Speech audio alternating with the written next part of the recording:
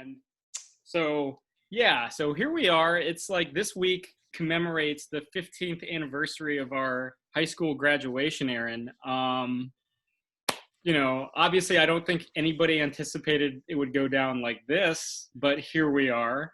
Yeah, man, it's kind of wild. Like I don't know about you, but I'm still friends with a lot of people from high school, a lot of people from elementary school, people I've known since like kindergarten, which is kind of this like, were you always in Clifton like during your entire Robinson run?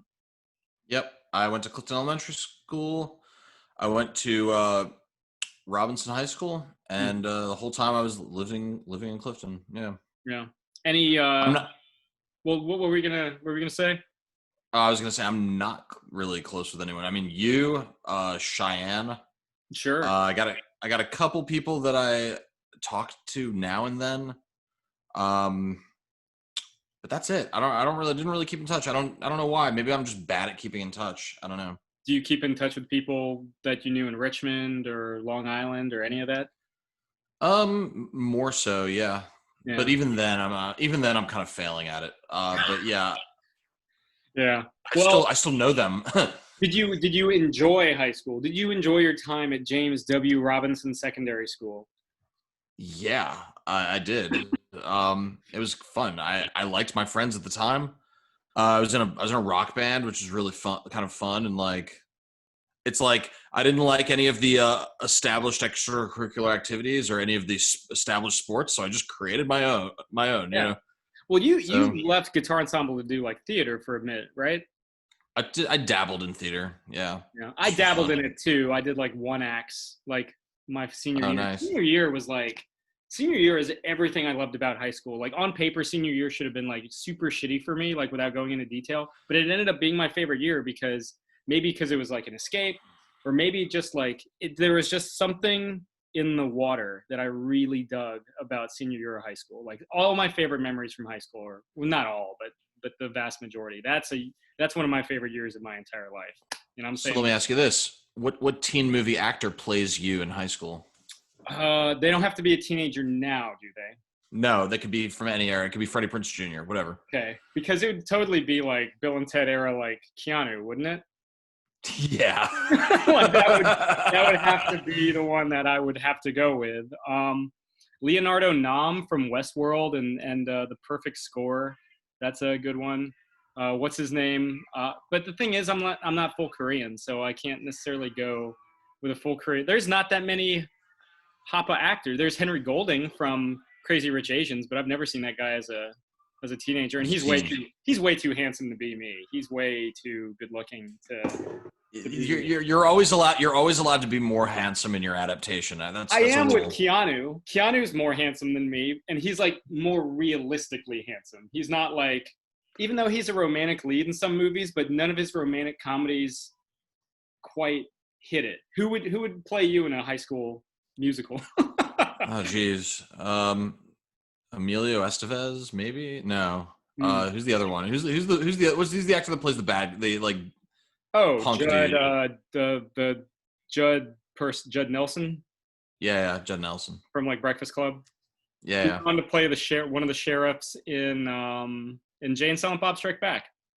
That's right. Oh Yeah, wow. that's Damn. the only other thing Did you I watch the new? know. Did I you watch didn't. Kevin's reboot? Is it Jane any Silent Bob good? reboot? You can say no. It's the wrong. It's the wrong question. That's the wrong question to ask. I, Is I, it? yeah, I love. Is it? Well, I love Is Kevin it Smith. good? Is us unequivocally no. It's not good. Oh, that's but a shame. That's a shame. He it's hasn't. incredibly entertaining. Okay. Well, the thing is, I actually think the first Jay and Silent Bob is like actually like a legitimately funny, good movie. Clerks. No, no, Jay and Silent Bob Strike Back. Oh, okay. Yeah. But my favorite of his is probably Clerks 2. Clerks 2 is like the high watermark of Kevin Smith. In that case, so I think we have differing definitions of good. Like I look at it subjectively, and I'm like, this entertained me, and I liked it. So that's true. But I look at it objectively, like, would I recommend this? Does this deserve any awards? And that's where it's like a resounding no. You know what I mean?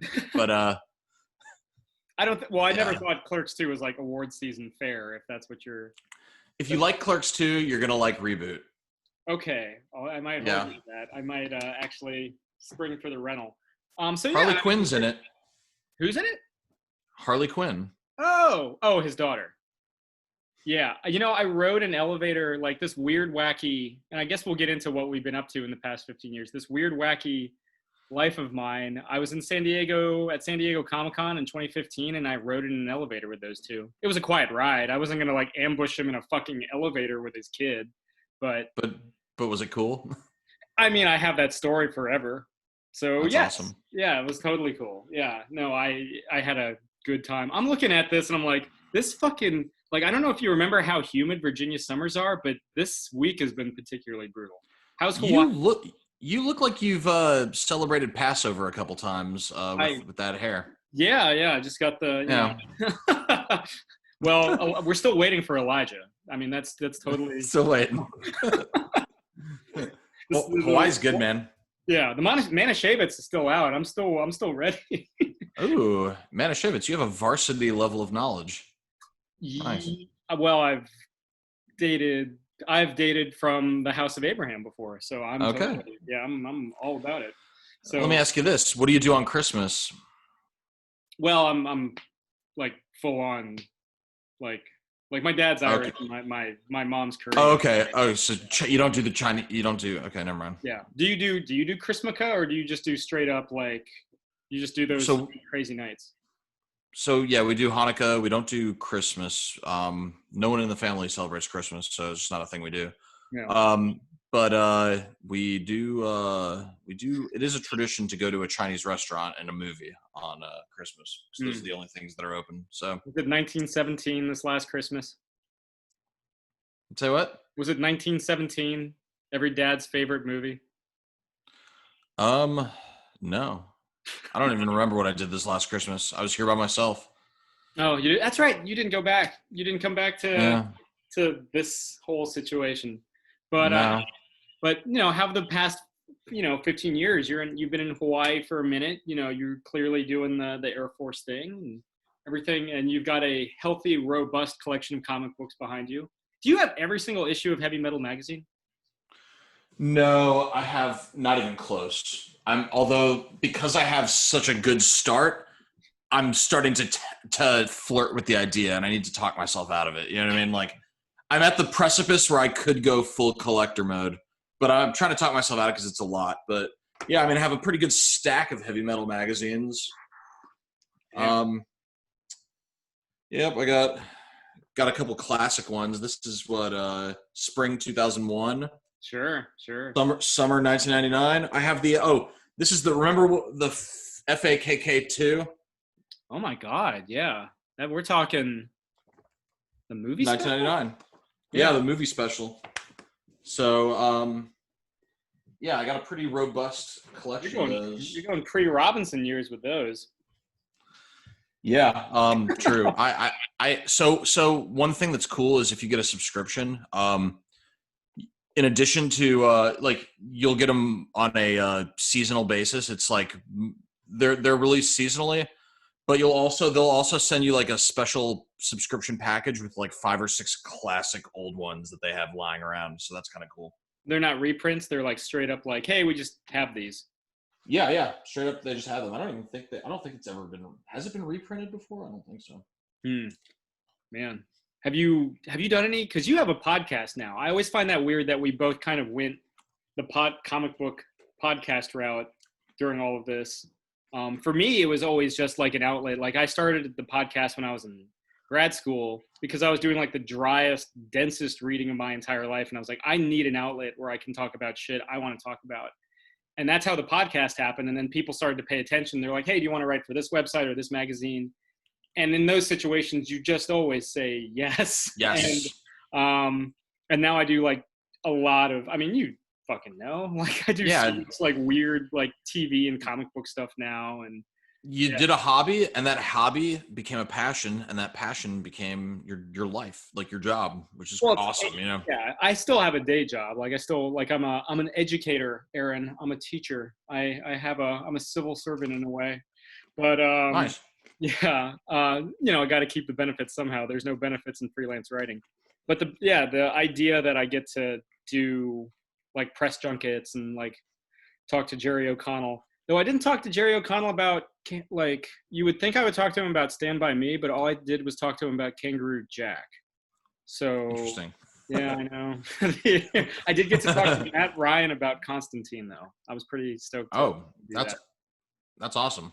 That's like and I'm hoping with, like, because DC is doing all this stuff in August, they're doing their own separate Comic-Con, I guess, to avoid all that shuffle. And I'm hoping I get to like talk to like Gal Gadot or somebody from any of the Arrowverse shows. I haven't really covered an Arrowverse show before. So DC's got their own Comic-Con. They released their comics on Tuesday. Yep. They're changing their distributor. What are they doing? They're like They're trying. I mean, and they're, to their credit, they're winning. I mean, this is some inside baseball for anyone that's like not in the comic scene, but yeah, they're kind of making their own rules as they go. And I was always more of a DC kid anyway. I love Marvel and I have Marvel books, but I grew up a DC kid. Check this out. Like, if we're comparing stacks, take a look at this. Ooh. The first ever Justice League Justice Society team up. Wow. I know, from 1963. Wow.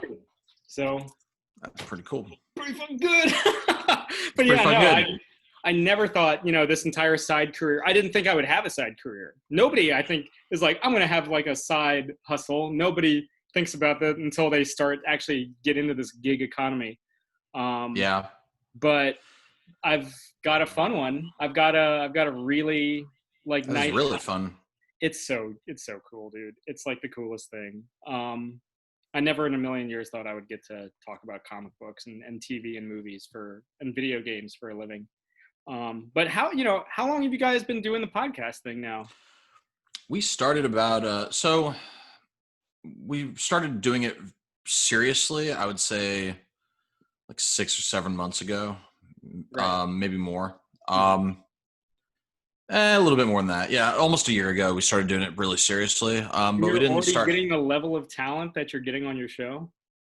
It's just because I'm good at writing an email. That's what it comes down to. I write. That's a big deal. That is a big deal with all this. I write a great email, and I did it in 3 paragraphs. The first paragraph is, "Hi, this is us." Second paragraph is, "It would really mean a lot to us if you would do this." And then the third paragraph is like, we're super flexible and basically anything from 10 minutes to 50 minutes, whatever time you're willing to give up. Like, that's where I just beg, and then that's it. And then I mean, that's what it takes. That's how it all starts. Like, it's not. Yeah. I always hope when I do like the writing stuff or like the travel stuff, which has been a big part of my life until recently. Like, there's always supposed to be an invitational quality to it, and I don't know if that necessarily comes across. Where it's always like, hey, this is really fun, and you can do it too. There's a lot of work involved, but it's by no means impossible. You too can walk the Great Wall of China. You too can start a podcast for a magazine, or whatever your hobby is, and unless it's like something that's really like obscure and a niche. And in which case, you have to have that. You got to have that invitational aspect to it, because otherwise, it's like off-putting. You know what I mean? Like, people are like, "Oh, great, he's living his best life." And sometimes I'm worried I cross that line. Honest to God, sometimes I'm worried I cross that line where I'm like on Instagram. Yeah, like, just being conscious of it. Yeah, well, I'm conscious of it. That doesn't mean I'm good about it. But there is always kind of like, am I bragging a little too much about what I'm doing right now? And sometimes I do, and sometimes I hopefully balance it out. But it's been like, shit, man, it's been a whole ride. What is some of your favorite memories in high school? Like, what were some of the ones that you look back now? What are the ones that stand out now? One of my favorites, and shouldn't be anyone's favorite, but there was a prank that the class above us did where they covered the entire hallway in baby oil. I remember this. Yeah. And someone got hurt. Like, it was sad. Somebody got hurt. Yes. But the investigation that followed, with everyone being the suspicious, tense atmosphere at school after that, I really enjoyed. I don't know why. But I liked like looking around, wondering who did it, and having like Mr. Cleveland going into our class, like, just like I don't know why, but that really stands out for me. That's the moment. That's the moment. That's a weird answer. That's just off the top of my head. What about you? You tell me yours. Um, it was either guitar ensemble going to Orlando senior year or Decca going to Anaheim also senior year, and those trips were then within a month of each other, and they were towards the end of high school for me. And I always had, Oh, nice. well, and I always loved high school. My favorite time of high school was always like the first semester or first quarter. Sorry, I'm in a college mindset because I work at a college. So, Right. the you would get homecoming. The work wasn't that hard the first quarter because everyone was still acclimating. You were still had that thrill of seeing your friends on a daily basis. Right. But those two trips were a good capper to all of high school Did because you go on? Did you go on the Nashville trip with when we went? Oh I man. went on the Nashville trip with Decca, and that was the Okay, year but not the guitar ensemble. one to like Nashville. Gatlinburg or whatever the hell that was. Yeah, Dog, that was a good time. damn it. Man.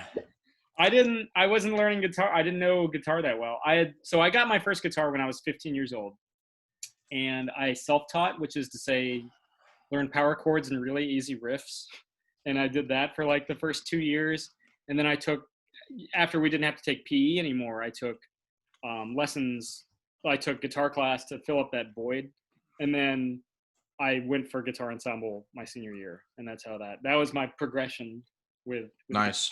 so yeah, I just missed the Gatlinburg stuff by a year. I hear good So, things. so you kind of jumped around a lot too, kind of like me, like track and yeah.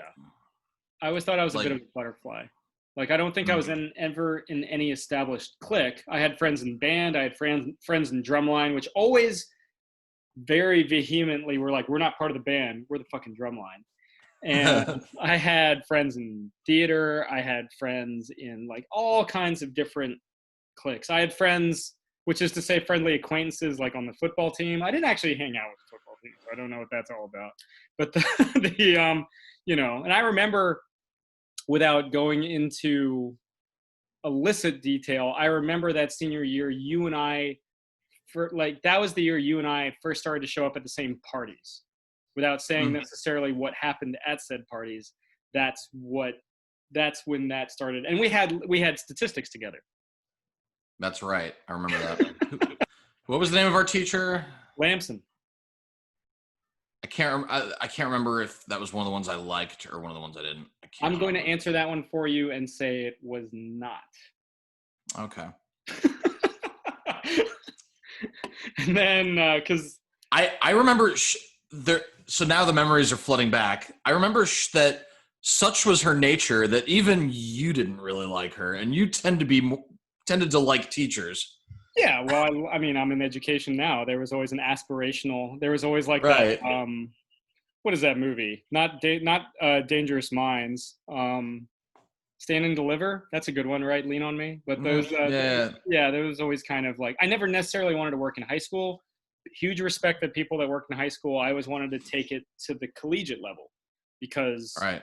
I enjoyed college life so much that I was like, oh, I'll just stay in this general environment. Obviously, I'm not in my 20s anymore, and I haven't been in my 20s for some time. But yeah, no, I was. Yeah, there was always that kind of. But yeah, if I didn't like you as a teacher, you probably fucked up. That probably happened.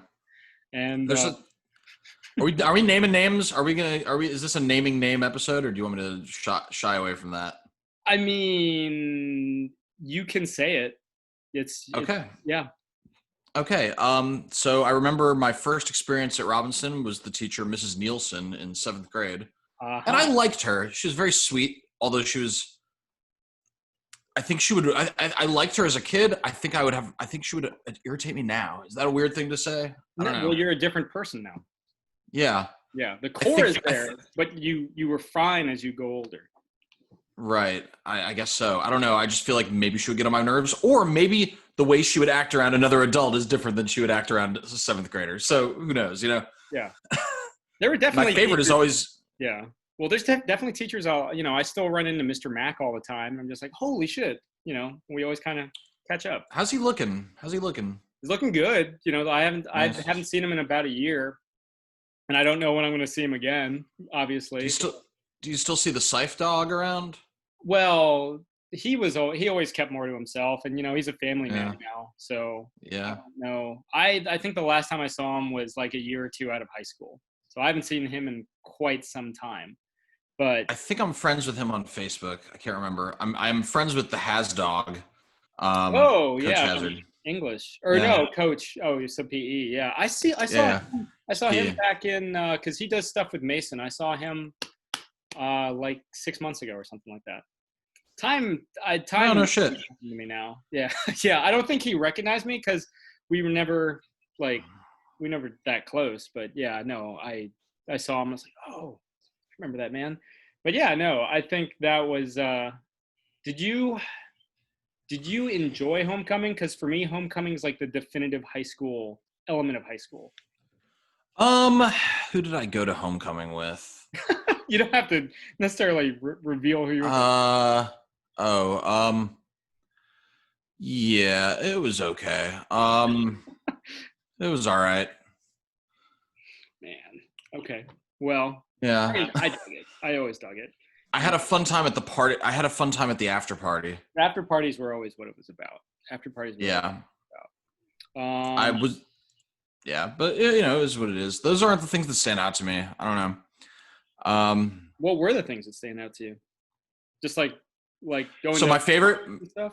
I I kind of avoided saying this earlier just because it's so like such a narcissistic thing to like, but the moments that gave me the most joy were the Ram Jams where my band was playing Oh, and I went to a couple. performing in the musicals. So like I don't know, parts that were involved me getting like a lot of attention, I guess, are the parts that I really liked. Do you keep up with the guitar? Yeah, I do.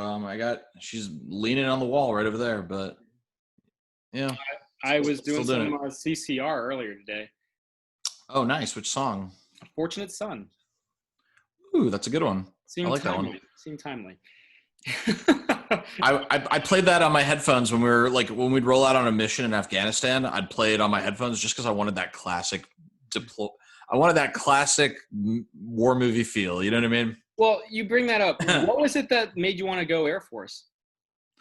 Well, I was kind of unfocused. I graduated from high school and I went to Long Island University for film and I really liked it, but I had a professor. So I did really well my first year. It was like the night it was like one of the last days of my second semester of college, and we were at a cookout at one of our professors' places, and he Mhm. pulled me aside and it's like he was a little bit drunk and he was like, so dude, here's the deal, you're never going to make any money in this business, you're probably going to be struggling for the rest of your life doing this. And it's just like the thing that you really really want to do, most likely you're probably not going to do. You're probably going to do something in a much less in a lower capacity. Like if you really really love doing this, just be prepared to do something that you don't really really like doing and not making a whole lot of money doing it. And I was like, uh, thanks. And then it just kind of like, be honest, it like intimidated me away from majoring in film. And I ended up transferring to VCU and doing political science instead. I abandoned it. And then when I was at VCU doing poli sci, I didn't really give much of a shit about that. Sure. And I just kind of Figured. like my grades started to slide, and I just my stopped caring. So I guess at a certain point, I was just like, well, I mean, I don't want to waste any more of my parents' money, and I want to do something. And maybe it's something that's cool that gets me to travel and gets me to do neat things and shoot guns and do all this other shit. And so yeah, I saw this specific job being offered in the Air Force, and I looked at the benefits, and I just kind of made a calculated choice Yeah. Do, to do do, it. do you see yourself as a career man? Well, I'm 10 years in, Sam, so whether I see myself as one or not, I'm halfway there. Fair enough. I'm just saying, Yeah, NCOs are the backbone of the DoD if you ever decide to go civilian. Just putting that that's out. true. Yeah. Yeah, I mean, that's another area where I kind of screwed up. I could have gone in as like intel, or there's like a variety of jobs that translate really well. But instead, I decided I wanted to like be the radio guy that drops bombs. So I don't know.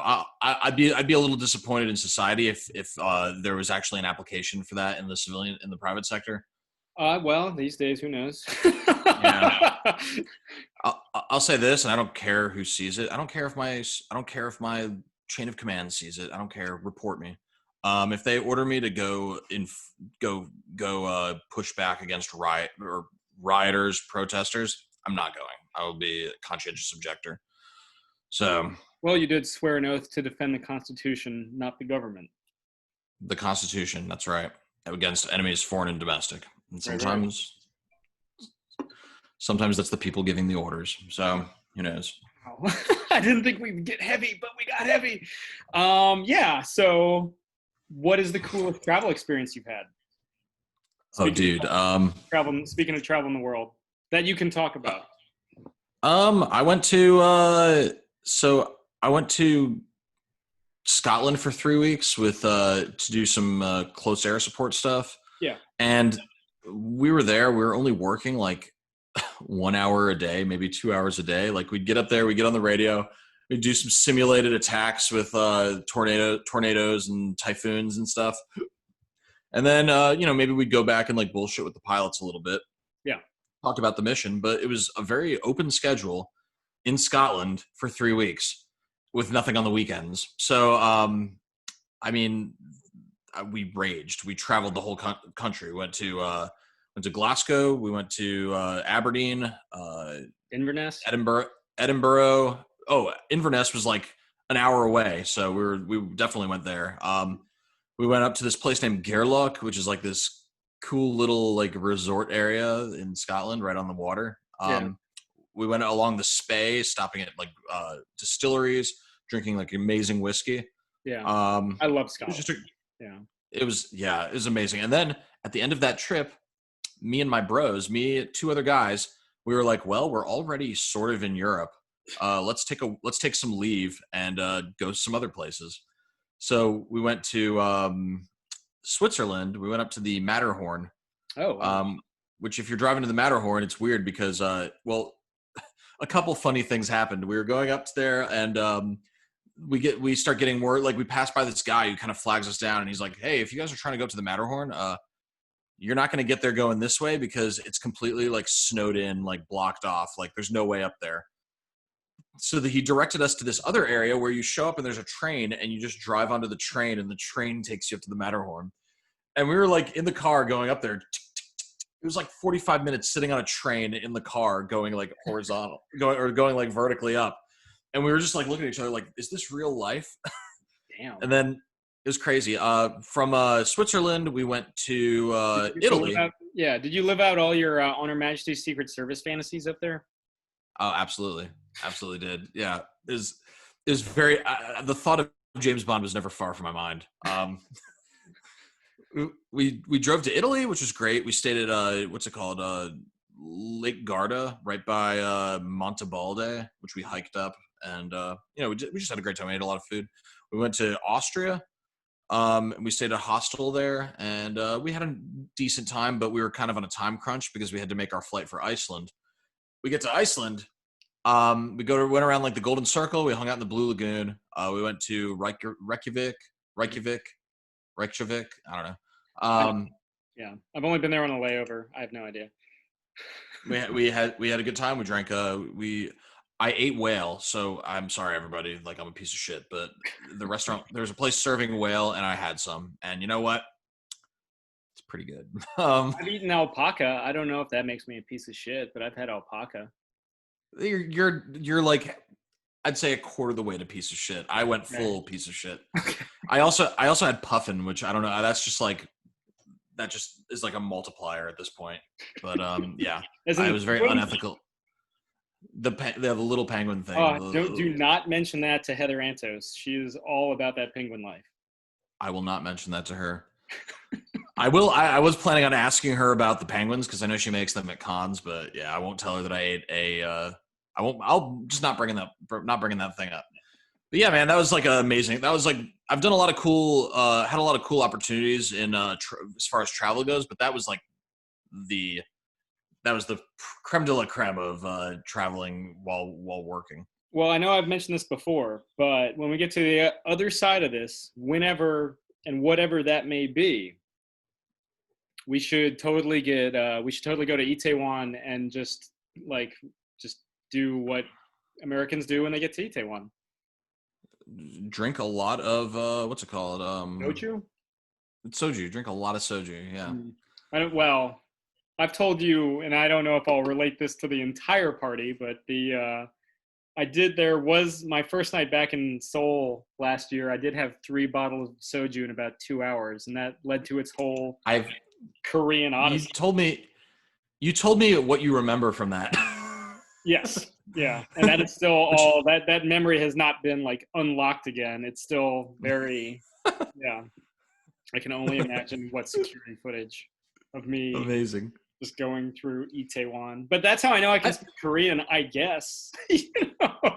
I've seen you pretty hammered before. I think my favorite Sam hammered is at a certain point in the night.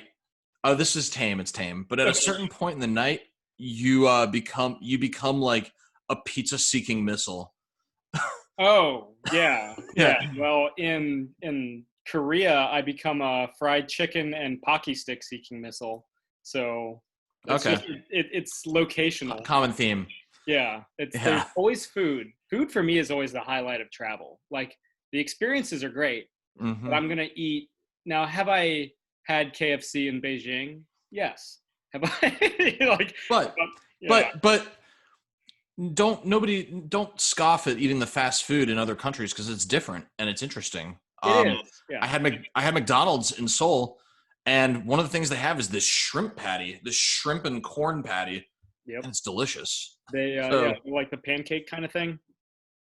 hmm Yeah, no, I'm all about it. When I was studying abroad in Spain, we would always go to like McDonald's in Europe, you can get beer. So I would get beer at McDonald's, which because the novelty of being able to get a beer at a McDonald's just never quite went it's away. exciting. Yeah, it's like I can do this. It's like even like right now, it's like oh, I can order carry out like liquor. I can do that. I can get a carry out mixed drink like margaritas.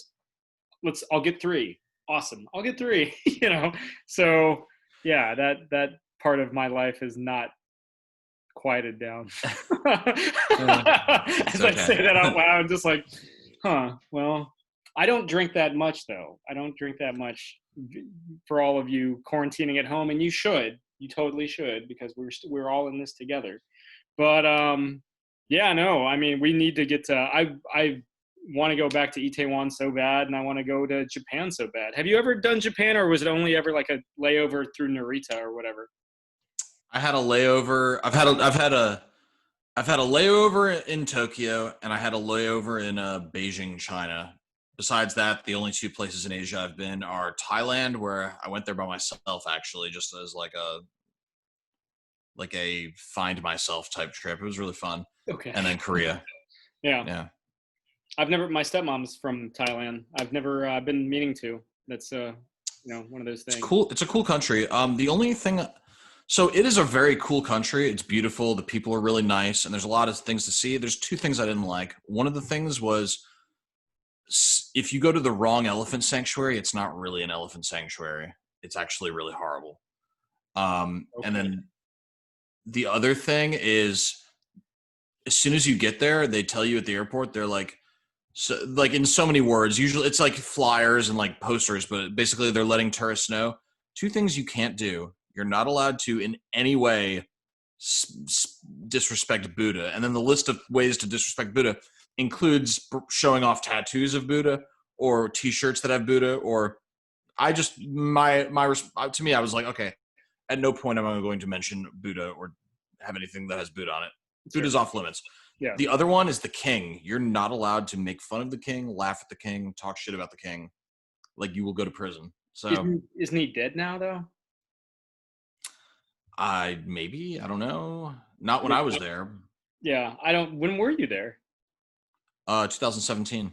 Yeah, I think it was fairly recent too, because my stepmom was like Hmm. posting about it on Facebook. Because yeah, he is kind of like this super revered figure in Thai culture. Yeah. I've been meaning to go there. I want to, I want to see it all when it's all said and done. I've been watching Anthony Bourdain's Parts Unknown. I have all of it, so I've been just kind of steadily binging. The new one just came out. Did right? it? Because he's been. I think they just released the lost season of Bourdain. Okay. I think. I was about to say he can't still be making it, can he? Like that can't. I know that he's not still making it, but they had some cutting room floor stuff. I don't know. It's like the Chappelle Show third season, except Chappelle's still with us, thank God. But Thank God. The last thing he said, did you see him speak at that to those protesters?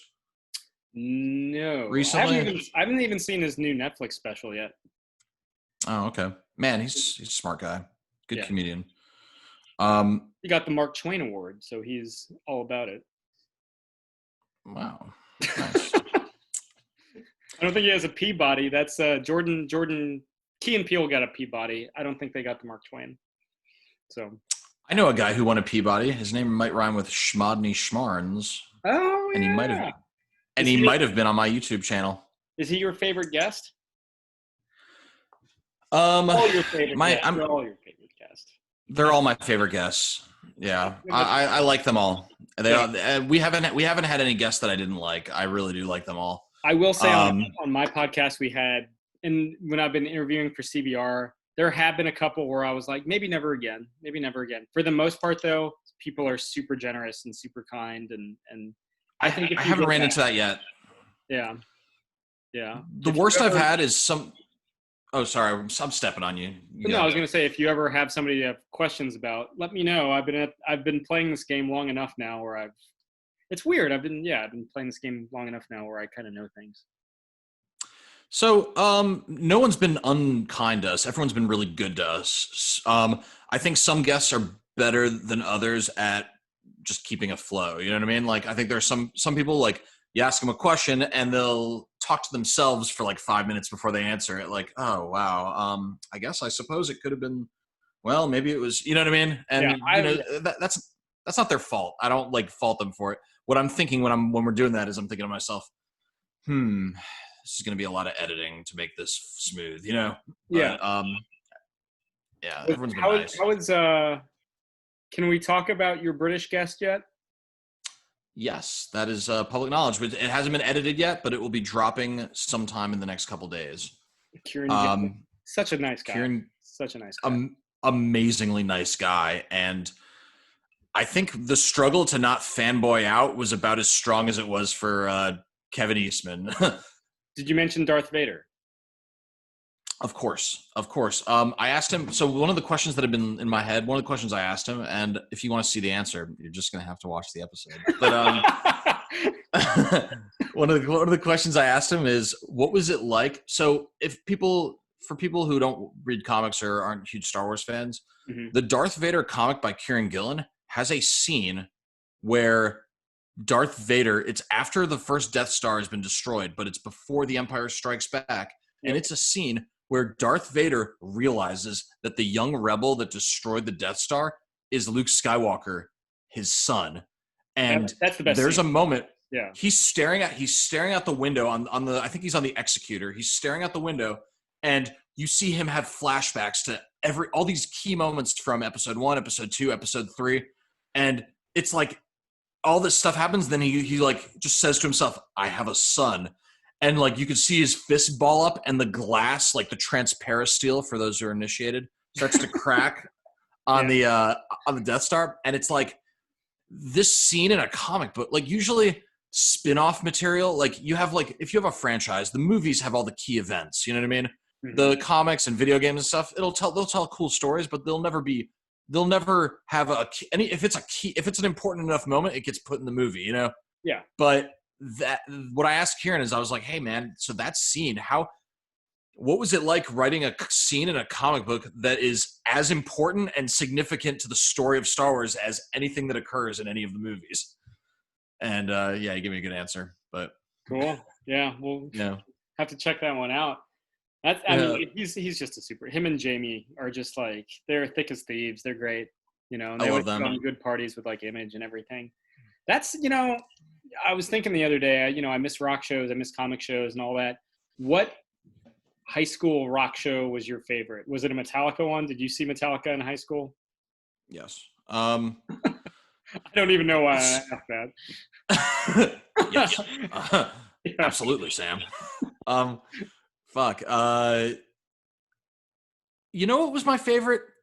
Blue Oyster Cult played at the Fairfax Fair, and I was like 1 foot away from them.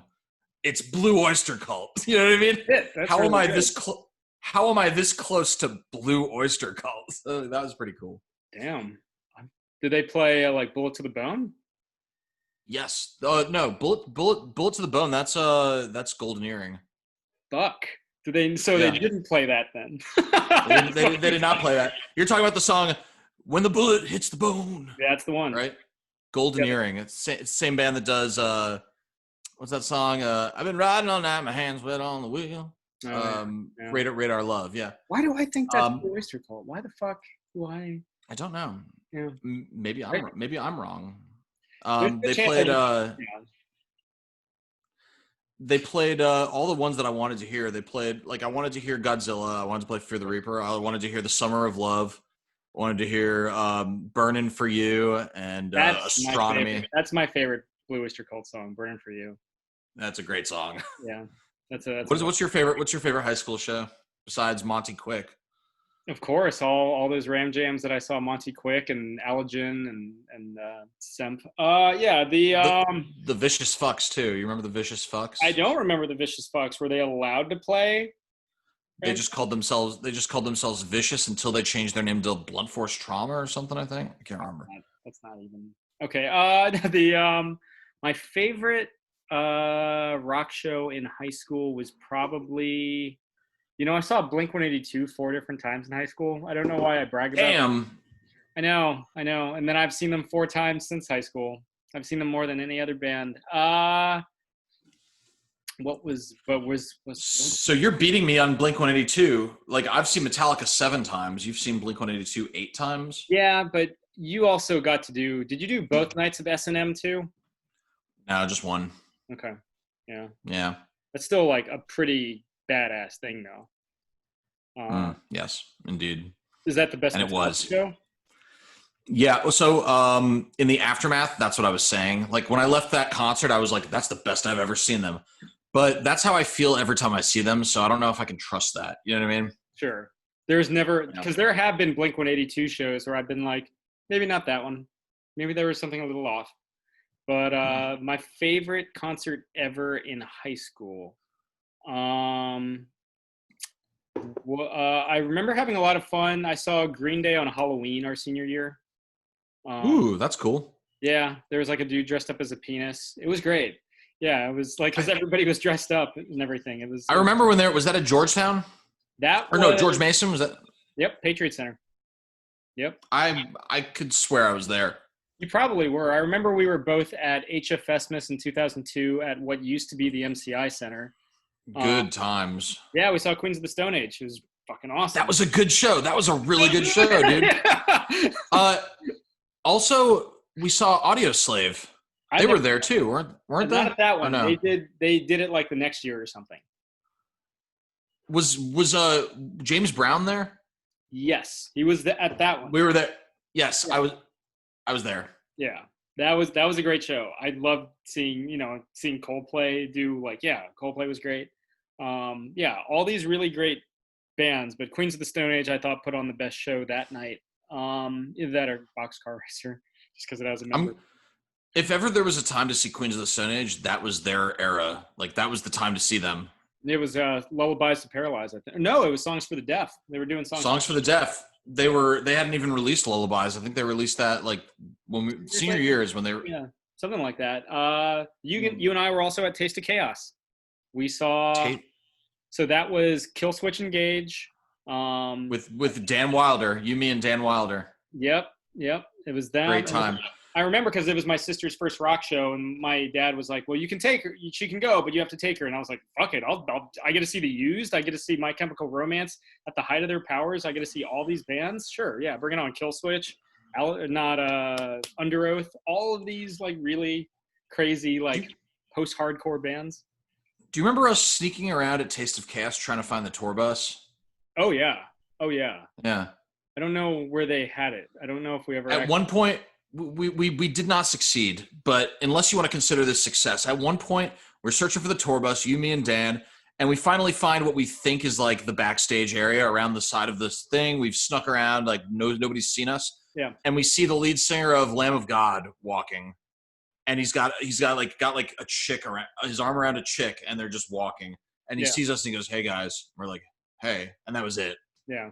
That's the Did that happen, Lemmy. or did I imagine that? No, that happened. That was like the brush of Okay. greatness. I don't know if it was Lamb of God. I think it was Armor of God.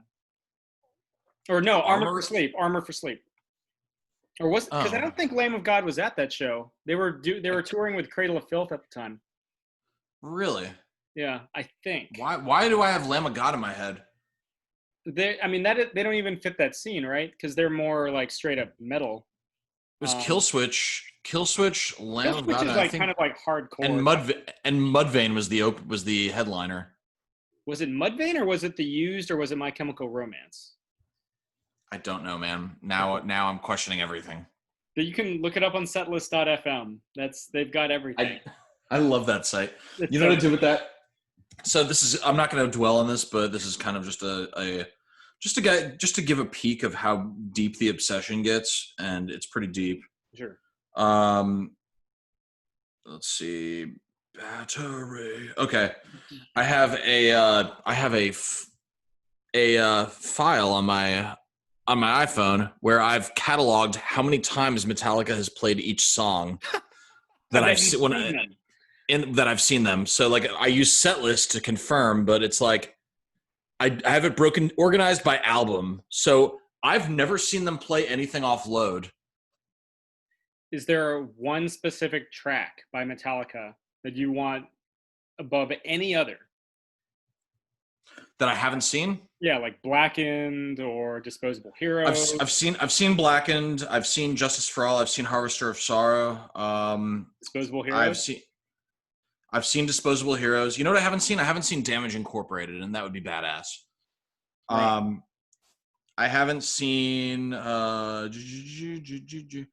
want to see. I know, like people are gonna like, "Oh, fake fan." Like, whatever, get fucked. I want to see more songs offload. You know? Have you ever seen him play I Disappear? Yes, it was great. I love I Disappear. I love that song too. Like, I don't know if that makes me a fake fan because it's like on the fucking No, Mission Impossible 2 soundtrack, dude, but I love the that song. people, the people that criticize us for liking new Metallica, they're the fake fans. Yeah, everyone forgets Fuel comes after the Black Album, guys. You can like, there's so much good material after the Black Album. Until it sleeps, King Nothing, the Forgiven 3. memory, Unforgiven 3 or Unforgiven 2 and Unforgiven 3, which are both good. The memory remains. There's one album that's not that great, and I'm not gonna fight someone if they don't like that album. It's got Frantic though, which has some okay stuff. Some okay parts. I've, Yeah. ta- I've I've already talked. I think I've already told you how I feel about Saint Anger. It was necessary. Yeah. I see it as the reason we didn't like it is because it wasn't for us. It was for them. Yeah, it's their therapeutic. It's like we need to get all this fucking venom and bile, and we need to lose Jason Newsted, even though Jason Newsted comes off as the fucking hero and some kind of monster. He Um, does. yeah, he's like the voice of reason in some kind of monster, and he's like, yeah, well, I'm done, and leaves. And Yeah. And we yeah, can all. I think we all just collectively decided to pretend that Lulu didn't happen, and that's okay. I'm okay with that. that's fine. We can. Do you miss Metallica working with Bob Rock? No. I think that they did some really great stuff with him, but I think that I want them to evolve. I like it when they change. So I think I think Saint Anger was a good example that they didn't really need Bob Rock anymore. And then I yeah. Rick Rubin made them sound great, and he's a great producer. I don't know. I don't have a problem Nobody with talks that. about Death Magnetic. Nobody talks about that record. It's a good record. It's fine. There It's great. Yeah, it's not a bad album. there were some complaints about audio clipping if you play it too loud. I have not really noticed that. Maybe I'm just a bad listener. I don't know, but to me it sounds great. Yeah. So I guess to kind of close us out, because we've been doing this for a minute. Time Um, flies. You get it us does. together, time flies. Yeah, I mean, God, yeah. We'll probably Yeah. continue to shoot the shit after this, but yeah, I mean, what looking back, what are you kind of like stoked about from your high school experience, and like how do you think it kind of informed where you've gone now, if it has at all? Um, I don't know.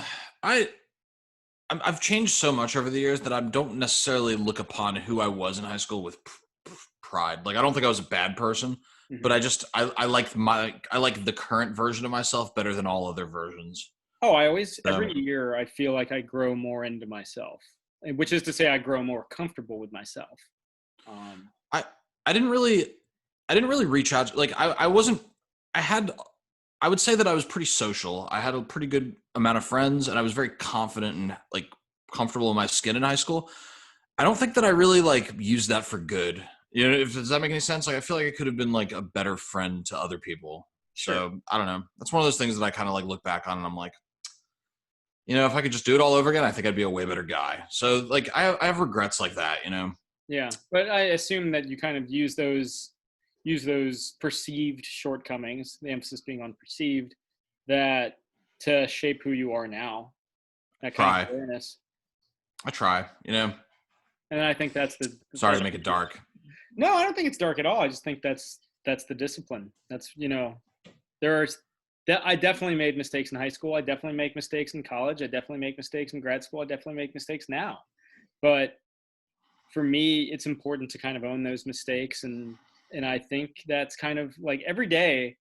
This whole like quarantine thing, people are like, "How are you cope?" Because I live alone. I live in a single bedroom apartment in fucking Arlington, and I'm fine because I'm comfortable in my own skin. I like who I am when I look in the mirror. So, you know, are there things I need to work Well, on? you're very Sure. handsome. I'm not Keanu handsome. I'm not Keanu handsome. No, nobody's Keanu handsome, but I know, yes. No. I know. But it has to be Keanu to play me in a fucking movie. I can't think of anybody Seriously. else. I can't think of anybody else that would pull it off. But no, I think that's I'm grateful for my time in high school. I loved my time in high school, but I'm not in high school anymore, and I haven't been in high school. Neither of us have been in high school for a long time, and I think Mhm. you know it's been real, and we'll probably do this in 5 years when you know at the 20th. You didn't actually go to any of the reunions, did you? No, I don't know why. It just seemed very distasteful to me. I don't know. I didn't go either. I didn't go to the 10. It was run by this guy, and I'm not going to call him out by name, but he's a person that I was never particularly crazy about. So I didn't have much interest in going to something that he was planning. You know what I mean? Yeah. Maybe that's immature of me, but yeah, I You, didn't you care. weren't even living in the area, were you? 10 years ago, 5 years ago? No, I wasn't living in the area. If I really cared to, I could have made it happen, but I just wasn't worth the. What do they say? The juice wasn't worth the squeeze. Sure, I guess they say Yeah, that. yeah. Suppose. Well, let me. Why didn't you go? Probably the same. Probably without going into it, probably the same. Maybe the same Okay, reason. okay. Maybe that. You know. Maybe that. And All not to right. mention, I'm friends with all the people I keep up from. There's people in high school I would love to catch up with, but I catch up with like yourself included. I love being able to reach out to people in high school and just be like, hey, how's let's shoot the shit. Let's do this. Let's talk about what's going on. And Should it's do like, more of that. yeah, well, it's like no time has passed at all, really. Like in terms of like the dynamic, it's just like, oh, we just kind of pick up where we left off and then some. And I always dug that. Our friendship really kicked off into high gear during Home Depot after high school. Yeah. So for anyone who doesn't know, we had the same summer job, and yeah, which was that first summer back from college, because we knew each other and got along that last year of high school, because we didn't actually really know each other until that last year of high school, until statistics and going to those same parties and that sort of thing. And yeah, no, hanging out at the same summer job, and with that, BJ, yeah, maybe I'll swing by the Sunoco at some point and see if he's still. I haven't been in those parts for quite some time. such a sweet guy. And then there was another guy, I can't remember his name. There's another there was another Nepalese guy what was that it, Ari? Hari, yeah, also Yeah. a great guy. Yeah. No, I haven't been out that way in a long time. I mean, yeah, since college. But yeah. It's not even home base anymore because my parents, you saw where my parents live. They live They in live, DC. yep, which has been its Yeah. own, yeah. I'm thinking about moving closer. Well, I live in Arlington. I've been living in Arlington for almost 4 years now. So I have to go out of Yeah. my way. I have to go like 40 minutes to get to Fairfax. Are we running out of time? Because I kind of want to hear about like you said you went to the protests. Sure. I could talk about that on here. Sure. Why not? So I've Yeah, been to okay. the protest a couple times. I only took pictures like twice, but yeah. So the first weekend I was there, and towards the end of that weekend is when Customs Border Patrol and tear gas and stuff and rubber bullets to a lesser extent. The rubber bullets were really just that Monday for the photo op, but but no, they still use like flash grenades and stuff. And that was that first weekend, and then the second weekend was the weekend where like the Black Lives Matter was painted on 16th Street and leading into Black Lives Matter Plaza and Lafayette Square. And that weekend was fine. We didn't run into anything. It was super hot, but everybody was wearing masks, and the NAACP provided water. We marched all the way from the Arlington courthouse to the White House, which is about 5 miles. And then all the way up 16th Street. I caught up with some friends on U Street, and then I marched all the way back. So it was probably about 11 miles when it was all said and done. So, yeah. What was the vibe? Vibe was a lot more positive because there is always that kind of righteous anger and fury. But, if you look on my Instagram, there's pictures of people marching along the reflecting pool. And I've done some stuff in DC since. I've done stuff in Fairfax and Manassas since. And hopefully it doesn't, I have this series that I'm doing on CBR where I'm interviewing Black comic book creators to kind of give them more of a voice. And if I've got a platform, I'm going to use it. And it's been going very well. Getting to talk to Dennis Cowan about starting Milestone or working with Denny O'Neil on The Question is just something I never thought I would be able to do. And I just wrapped with Joseph P. Illidge. I'm probably going to edit that after we're done here because I got deadlines for that. But, he was the editor on Batman during No Man's Land with Denny. So that's a, huge. And he did, I see the Valiant books behind you. He did the Live Wire with Vita. So if you have Live Wire. Nice. Yeah. So you should. I don't have that, but I will have that. Yeah. No, reach out to him. He was very super generous with his time, and he's a very, he does a lot of public speaking. So he definitely has a lot of, he's already got that shit on lock is what I'm trying to say. He's ready. Is that a before Watchmen omnibus I see on that bookcase? Yes. Yes. I wanted to have it. It's terrible. Have you read that? Have you read all those? Not good. All of them. Not all of them. Yeah, you want to take a look? I got the in call. That makes me an intellectual. Do you have Southern Bastards? No, I don't have Southern Bastards. I got Baby Teeth. I got these are those Mass Effect trades I was telling you about. So good. Oh, those are great. Yeah. All the Dark Horse BioWare stuff is great. I have Crossed, which I read once and don't think I'll ever have it in me to open again because it's hard.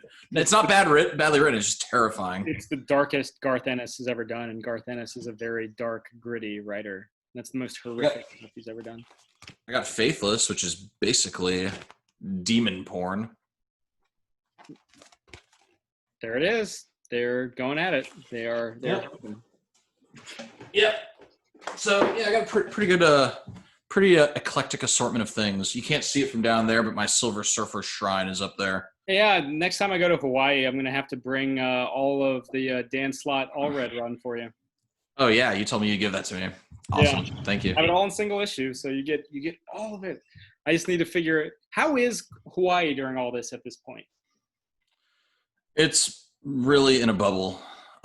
We've had very few COVID cases. We haven't had any protests because the policing, it's a different dynamic here. You know Yeah. what I mean? Very few of the police here are white.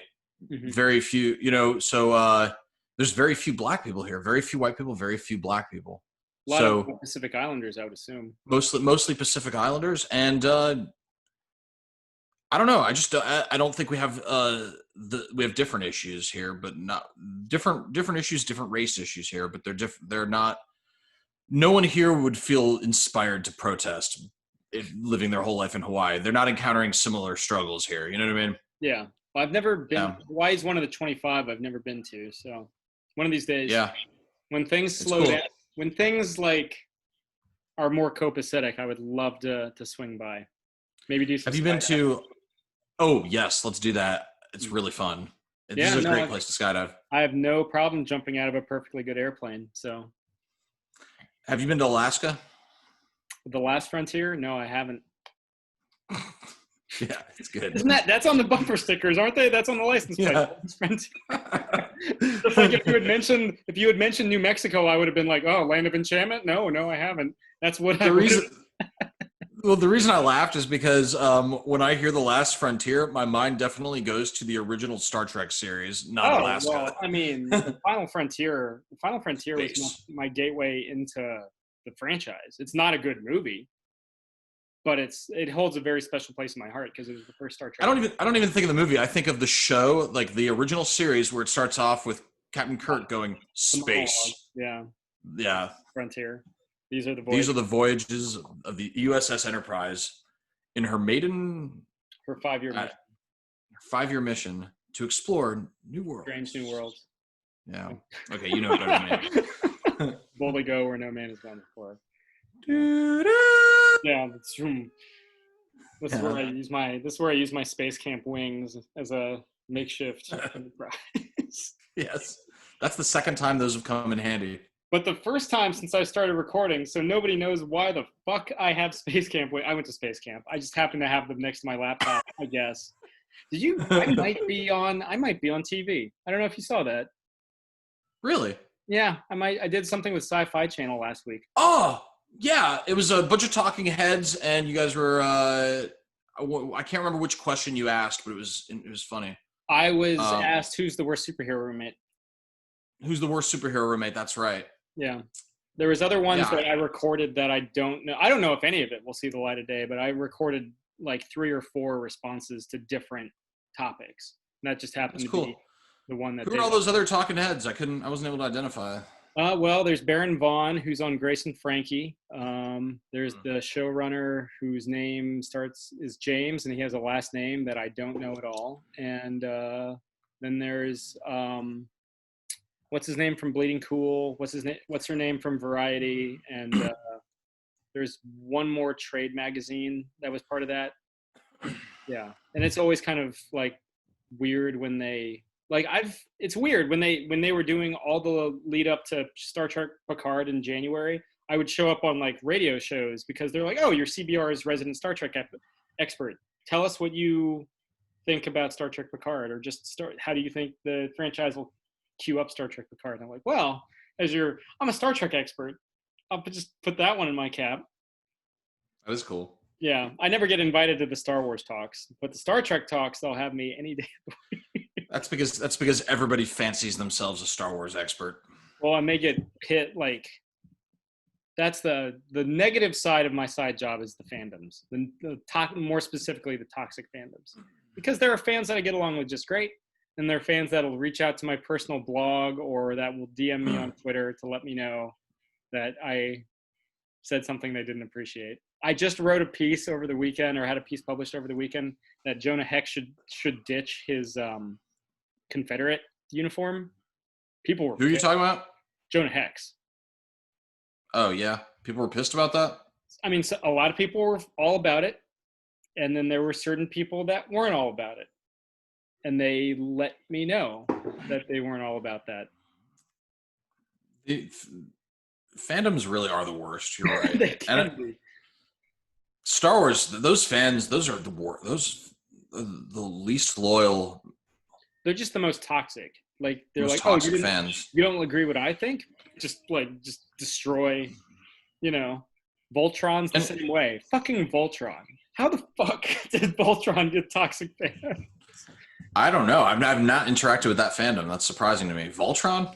Yeah, there's the Netflix series, the new Netflix, which is actually really good, but fans didn't Hmm. like how the last season went. Like they should probably like if as if they got the chance to write it themselves. They're like, well, I wouldn't have done it this way, and it's like, well, that's nice, great, fantastic. I have to admit, I'm a toxic I'm a toxic Game of Thrones fan. What do you think about the ending? Just completely betrayed. Felt like they just didn't. I felt like they really sincerely didn't give much of a fuck about what they did. They just kind of wanted And to rush through it.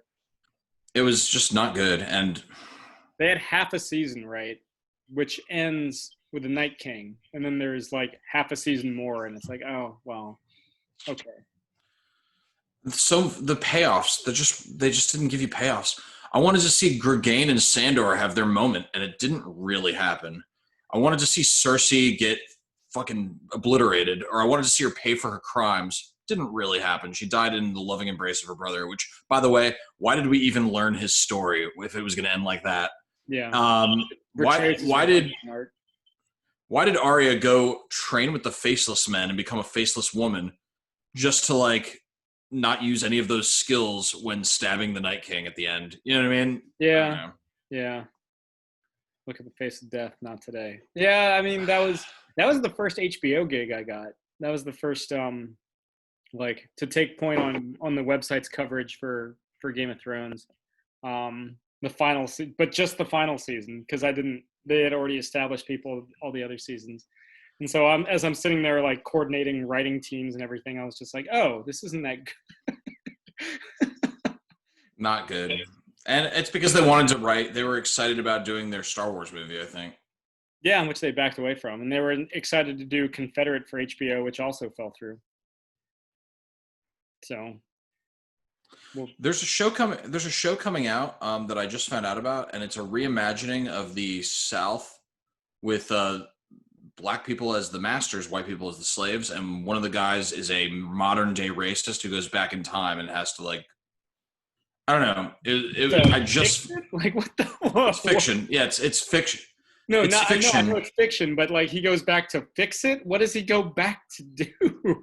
I think to learn a lesson. I think it's like he's being taught a lesson So kind of thing. is it like Vic Morrow's story in the Twilight Zone movie? Maybe That's a deep cut. Vic Morrow goes back to the Holocaust, right? He's the one that goes to the Holocaust, yeah. Yes, that is a deep cut. Yeah.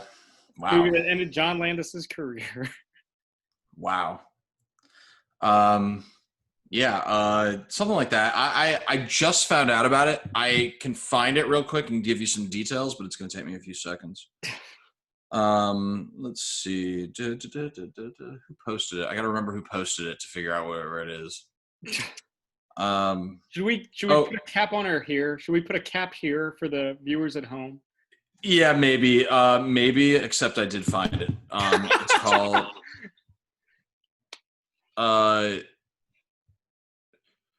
Oh, never mind. It's buried. All right, forget it. We'll put a cap on it. We'll put a cap on it.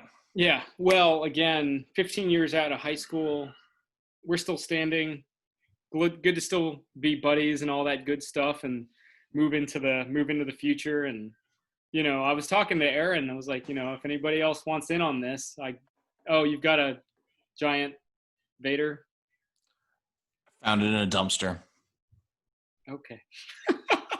Keep going. We're listening. Yeah. Well, so we didn't have like a high school like motto, did we? Other than we need to get the fuck out of here or we're feeling locked up. I think it was Ram Go Pride. Rams Go. Go Rams go. Ram Pride. Yeehaw.